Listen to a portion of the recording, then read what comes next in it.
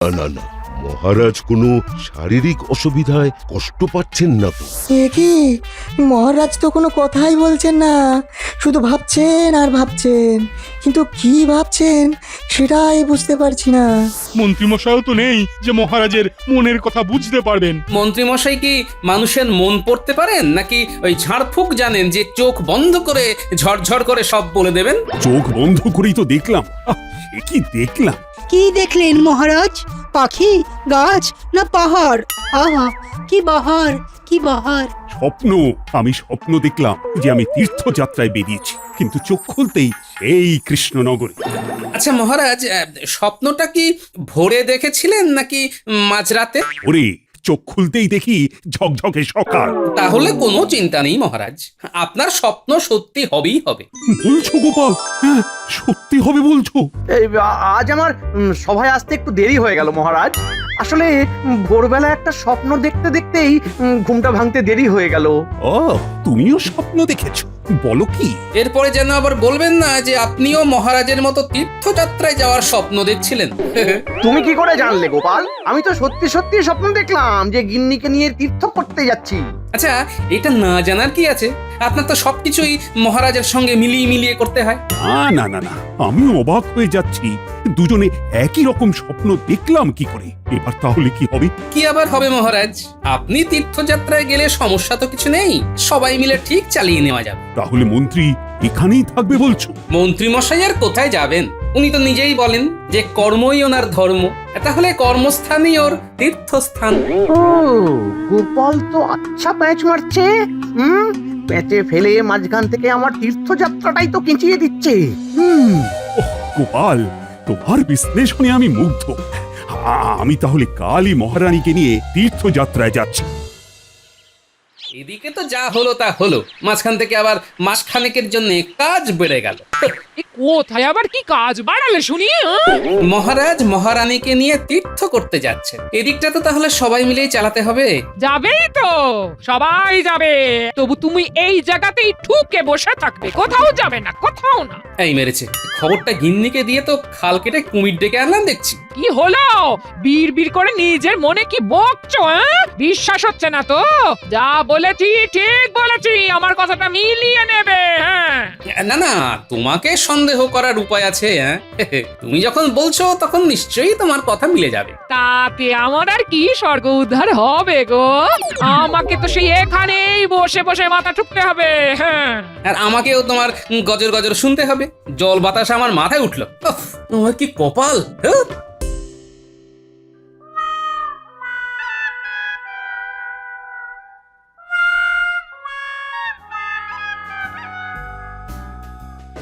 ও, কপাল করে একখানা গিন্নি পেয়েছিলাম বটে। ঘরে ঢুকতেই কেমন জল বাতাসা নিয়ে হাজির। জল বাতাসে পরে খাবে, পরে খাবে, আগে বলো তীর্থযাত্রার কি হলো? তীর্থযাত্রা? এই না মানে সে তো মানে ওই তো মানে যাওয়া হচ্ছে না, তাই তো? হ্যাঁ, কি করে যে কি হয়ে গেল। মহারাজ আর আমি দুজনে একই স্বপ্ন দেখলাম। মহারাজ তীর্থ করতে চলে গেলেন, আর তাই আমাদের যাওয়াও হলো না। সব ওই গোপালের জন্য। ওই তো তালে গলে যাওয়াটা আটকে দিল। মহারাজকে ঠিক বুঝিয়ে দিল যে তীর্থ করতে আমার কোথাও যাওয়ার দরকার নেই। বেশ তো, তাহলে তুমি গোপালের কথাই শোনো, আমাদের স্বপ্নের তো কোনো দামই নেই। এই ভেবে না না না না না, এইভাবে বলো না গিন্নি। আমিও ঠিক করে নিয়েছি, তোমাকে নিয়ে আমি তীর্থ করতে যাবই যাব।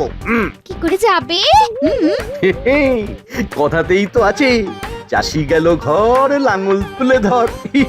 মহারাজ যখন চলেই যাচ্ছেন তখন আমার এখানে বসে থাকতে বই গেছে।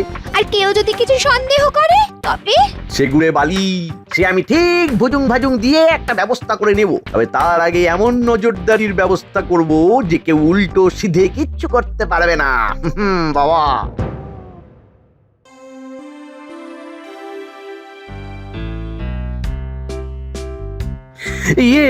পালকি তৈরি হয়ে গেছে মহারাজ।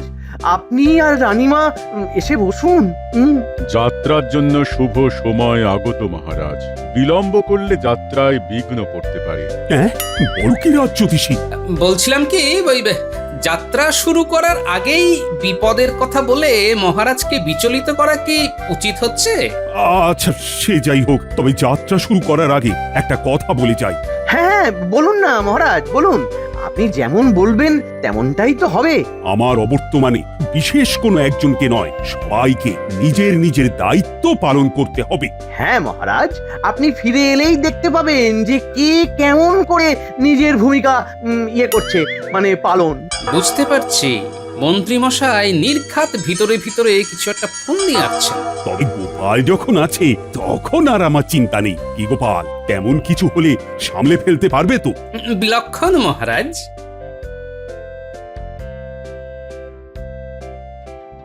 গোপাল বলছে আর তোমরাও হাঁ করে ওর কথা শুনছো।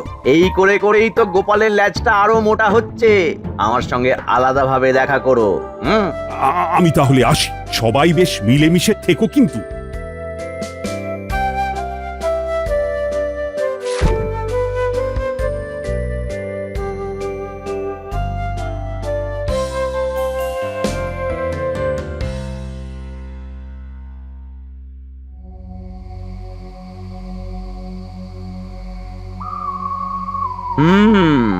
দেখাচ্ছি দেখাচ্ছি গোপালের কত পোয়া বারো হয়েছে দেখাচ্ছি। কি দেখার কথা বলছেন মন্ত্রী মশাই? দেখতে হবে নাকি দেখাতে হবে, কি করতে হবে সেটা খালি বলুন। তোমার তো মুখে নং মারিতং জগৎ। আমি বললে তারপরে বুঝবে। দেখতে পাচ্ছ না, দেখতে পাচ্ছ না গোপাল আমাদের ছেড়ে কেমন নিজের একটা দল বানাচ্ছে?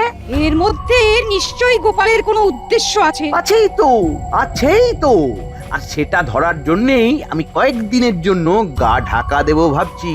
এই মরেছে, আপনি গা ঢাকা দিলে ধরবেটাকে? সেই পরিকল্পনাও আমার করা হয়ে গেছে। যে কটা দিন আমি থাকবো না সেই সময়ে সেনাপতি তুমি বিজ্ঞানী আর বৈদ্যের গতিবিধির ওপর নজর রাখবে, আর পণ্ডিত তুমি নজর রাখবে গোপালের ওপর। আর কবি কি করে সেটা দেখার জন্য বটা ঘটা তো থাকছেই। আপনার কোনো চিন্তা নেই মন্ত্রী মশাই, আমরা একেবারে বাড়াবাড়ি রকমের নজরদারি করব। হ্যাঁ,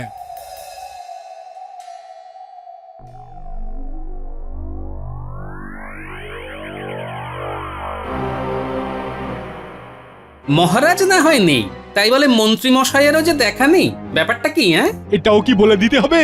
মন্ত্রী মশাই 5 কাজের মানুষ। মহারাজ বেরিয়ে যাওয়ার সঙ্গে সঙ্গেই রাজ্যের এই মাথা থেকে ও মাথা ঘুরে নজরদারি করতে শুরু করেছেন। আমার গণনা কিন্তু বলছে রাজ্যে ঘোরতর গন্ডগোল হতে পারে, তাই কড়া নজরদারি প্রয়োজন। সে তো বটেই, মন্ত্রী মশাই তো আগে থেকেই সেটা আঁচ করতে পেরেছেন। আর তাছাড়াও গোপাল তো বলেছে সবাইকে নিয়ে চালিয়ে দেবে, তাই চিন্তা কি আছে? হ্যাঁ, তবে পণ্ডিত মশাইয়ের কথা শুনে যেন মনে হচ্ছে ভেতরে ভেতরে মন্ত্রী মশাইয়ের সঙ্গে ভালো মতোই যোগাযোগ আছে। আমরা তবে দিয়ে মনোপ্রাণ রাজ্যের করি রক্ষা, রাজ্যবাসীর করি কল্যাণ। আমরাও তবে অপেক্ষা করব, আর কোথায় কখন কি হয় সেই ব্যাপারে নজর রাখবো। হ্যাঁ হ্যাঁ, সে তো নজর রাখতেই হবে। তলে তলে কিছু যে একটা হচ্ছে সেটা তো বোঝাই যাচ্ছে।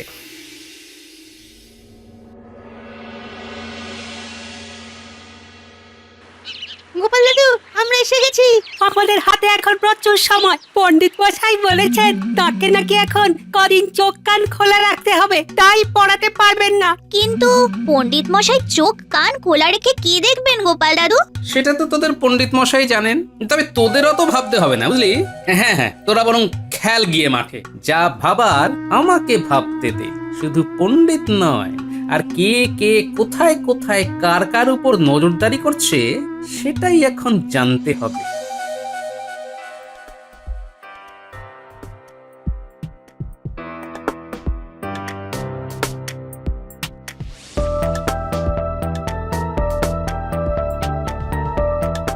বৈদ্য ভেবেছে ও কি করছে আর কোথায় যাচ্ছে কেউ কিছুই টেরটি পাবে না। কিন্তু আমি যে ওর পিছু ছাড়ছি না সেটাও বুঝতে পারেনি।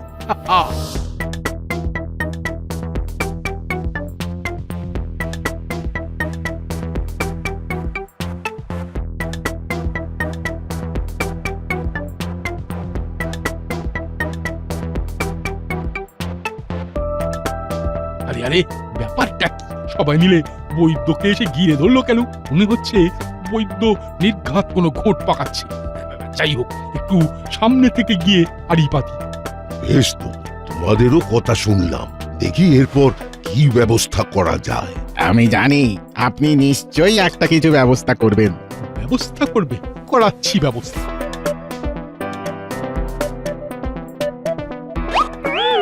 আরে এ কি, সেনাপতি মশাই আপনি? হ্যাঁ হ্যাঁ, আমি তো, এই তো, মানে ও ও ও ও, পেটে ব্যথা, পেটে ব্যথা। ও ও ও, মাঝে মাঝেই কেমন মোচড় দিয়ে উঠছে বাবা। এই নিন,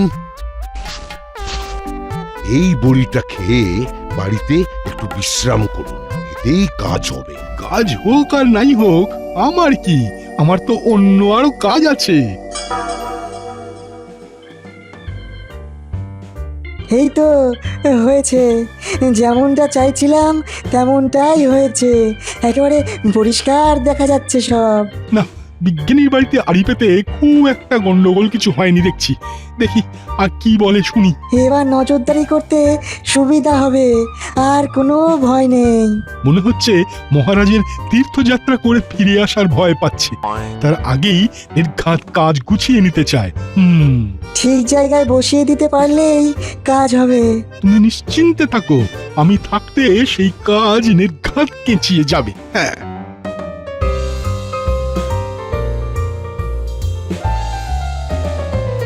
উফ, কিনবো কি? যেটাতেই হাত দিচ্ছি সেটাতেই যেন ছ্যাঁকা মারছে। এই যে ভাই, দাও তো দেখি সব রকম একটু একটু করে।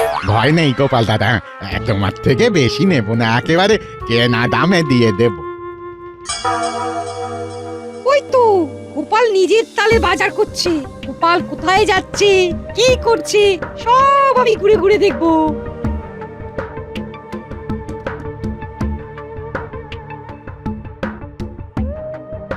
এই যে পটকা সমেত টাটকা মাছগুলো কত করে দিচ্ছ ভাই? নিন না গোপাল দাদা, আপনার জন্য একেবারে জলের দরে করে দেবো, নিন নিন। দেখো তারপরে যেন আমার টাকা কটা জলে না যায়। গোপালকে দেখে সবাই যেন একবার গলে গলে পড়ছে। মন্ত্রী মশাই কি আর এমনি এমনি গোপালের উপরে নজর রাখতে বলেছেন?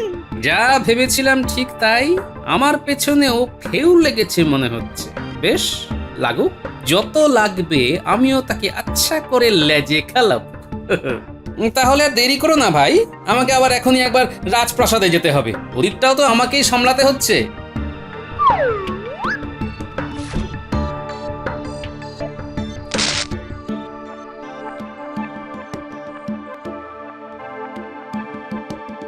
এই তো লেজে খেলছে। এসো পণ্ডিত, তোমায় আরেকটু খেলাই।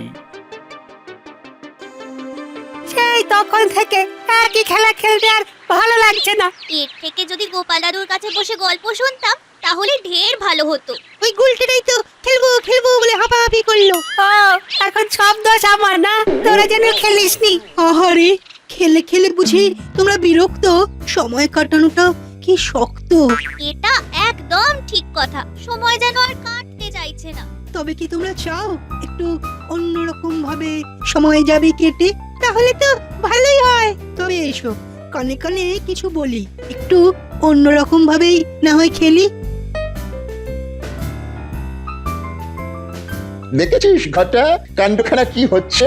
বেশ বুঝতে পারছি, কবি কিছু একটা ফন্দি আঁটছে। মন্ত্রী মশাইয়ের সন্দেহটাই তাহলে ঠিক হলো। তা বললে বাচ্চাগুলোরও মগজ ধুলাই করছে?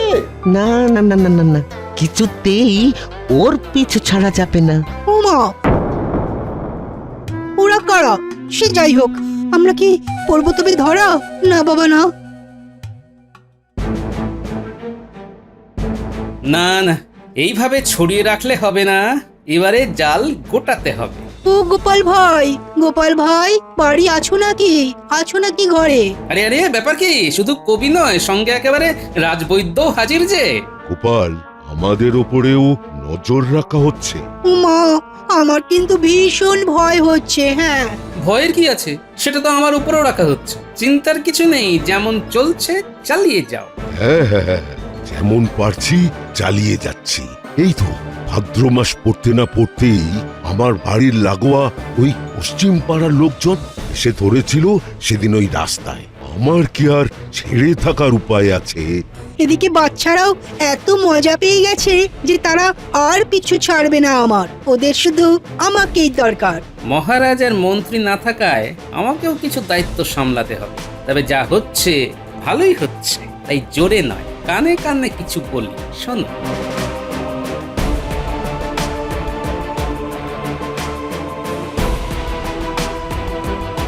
বেশ গোপাল, তবে তাই হবে। খালি ভাবি এবার কি মজা হবে। যা হবার কাল সকাল 10টায় রাজপ্রাসাদের সামনে হবে।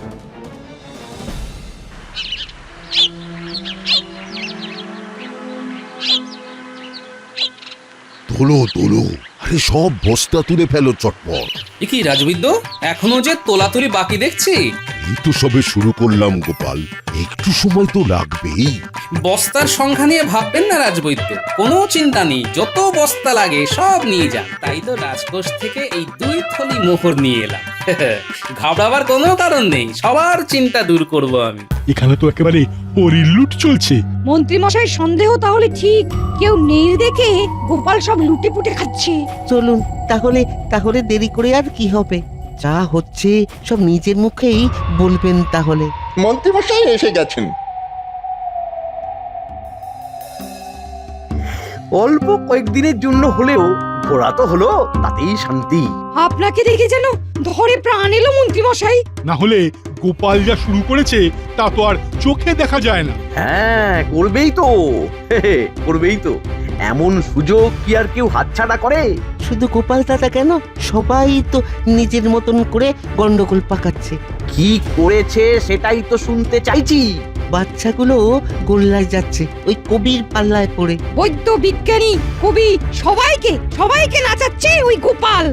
এবার শুধু মহারাজের আসার অপেক্ষা, তারপরেই গোপাল আর তার দল বলের মুখোশ খুলে যাবে।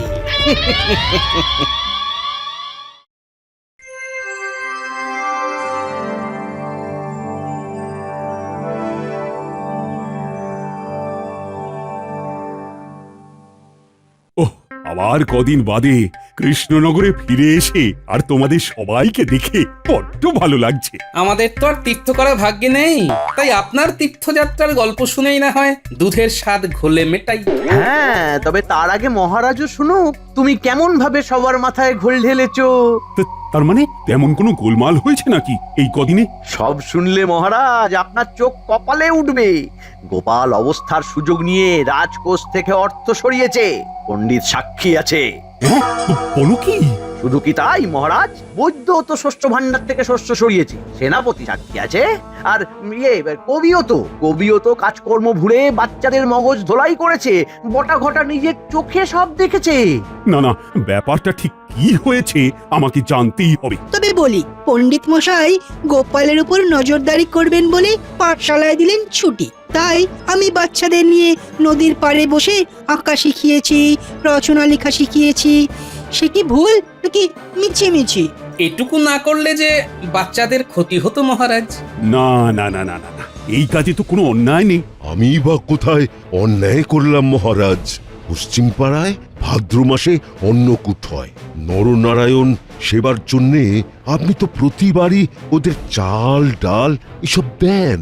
তাই এবার আমি নিজে উদ্যোগ নিয়ে চাল আর ডালের ব্যবস্থা করে দিয়েছি, না হলে যে মহারাজের সম্মানহানি হতো।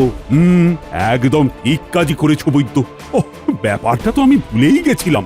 এবার তাহলে আমি বলি, রাজপ্রাসাদে যারা কাজ করে তাদের সাপ্তাহিক বেতন দেওয়ার দিন পেরিয়ে যাচ্ছে, তাই কোষাগার থেকে মোহর এনে সেই সব মেটাতে হলো। সব হিসেব খাজাঞ্চির কাছে লেখা আছে মহারাজ। ওহ, কি দারুণ দায়িত্ববোধ তোমার গোপাল। কেউ তো কোনো অভিযোগ করার সুযোগই পাবে না। ও মন্ত্রী, বলো এবার আর তোমার কিছু বলার আছে কিনা? না মানে, তাই বলে মানে কোষাগার থেকে মানে। এখন আর আমতা করে কি হবে মন্ত্রীমশাই? সত্যিটা তো সবাই জেনেই যাবে। কি হলো মন্ত্রী, তোমার কথা বন্ধ হয়ে গেল কেন? মন্ত্রী মশাই আর কি বলবেন মহারাজ, উনি নিজেই তো এই কদিন বেপাত্তা ছিলেন। বলো কি, তাও আবার অনুমতি না নিয়ে? নিজে না থেকে তিনি উল্টে সবার উপর সন্দেহ করেছেন। রাজপ্রাসাদ যাতে সুরক্ষিত থাকে তাই আমি একটা যন্ত্র আবিষ্কার করেছিলাম। সেনাপতি সেখানেও নজরদারি করতে গিয়েছিলেন। ছি ছি মন্ত্রী, তুমি নিজে তো নিজের কাজে ফাঁকি দিয়েইছ, উল্টে সবাইকে সন্দেহ করেছো। এত সন্দেহ বাতিক মন তোমার? গ্রহের যা ফের তাতে মন্ত্রী মশাইয়ের ভাগ্যে নির্ঘাত দুর্গতি আছে। তবে শোনো ভালো করে, গোপাল বৈদ্য, কবি আর বিজ্ঞানীকে পারিতোষিক দেওয়া হবে, আর সেটা হবে মন্ত্রীর 2 মাসের বেতন কেটে। আর মন্ত্রীর তালে তাল মেলানোর জন্য সেনাপতি আর পণ্ডিতেরও 1 মাসের মাইনে কাটা হবে। এমন শাস্তি দেবেন না মহারাজ, আমি মারা পড়ে যাব। এমন শাস্তি দেবেন না। আমাদের ছেড়ে দিন মহারাজ, আমরা তো শুধু মন্ত্রী মশাইয়ের কথা শুনে কাজ করেছি মাত্র। তাতেই ফাঁদে পড়েছি।